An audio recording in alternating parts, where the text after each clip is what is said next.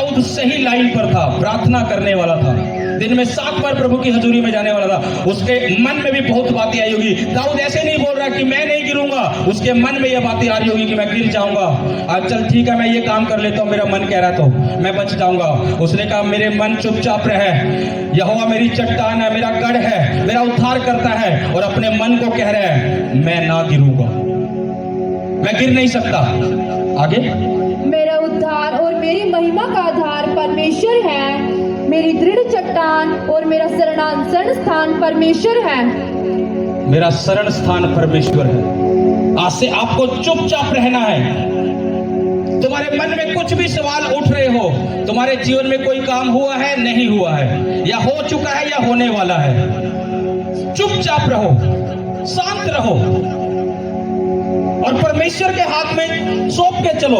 तुम्हारी तरफ से मैंने आपको एक बड़ी बात बोली, अगर आप समझ पा रहे हो मेरी बात को। मैंने क्या बोला?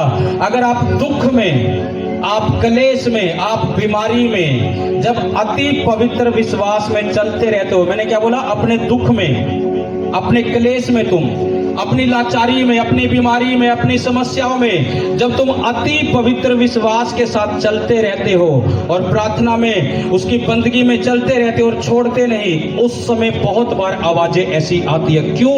क्योंकि शैतान को पता होता है कि ये बेटा, ये बेटी उस दौड़ में आ चुका है, और अगर ये इसी दौड़ में चलता रहा तो इसे वो मिलेगा, और वो शैतान चाहता नहीं है कि उसके लोग पाए, और परमेश्वर चाहता है कि मेरे लोग पाए।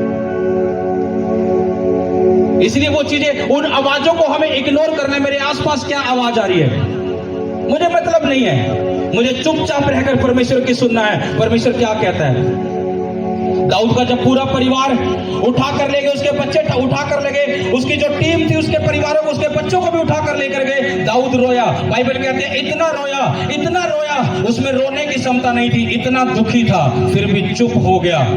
और क्या बोला? परमेश्वर के सामने घुटने टेक कर परमेश्वर से पूछ रहा, परमेश्वर मैं जाऊं उन्हें छुड़ाने या नहीं जाऊं? इतने दुख पाकर भी वो परमेश्वर पर विश्वास रखना जानता था कि परमेश्वर मैं जाऊं या ना जाऊं। परमेश्वर ने कहा तू जा, तू उन्हें निश्चय छुड़ा कर लेकर आएगा। आपको क्या लगता है, जब हम परमेश्वर पर अपनी बातें, अपना भरोसा रखेंगे तो परमेश्वर हमें यूं ही डूबने दे देगा? नहीं डूबने देगा।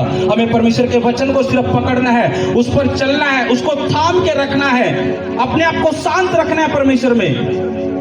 जिन लोगों ने अपने आप को परमेश्वर के सामने शांत रखा है, उन्होंने ऊंचाइयों को पाया है।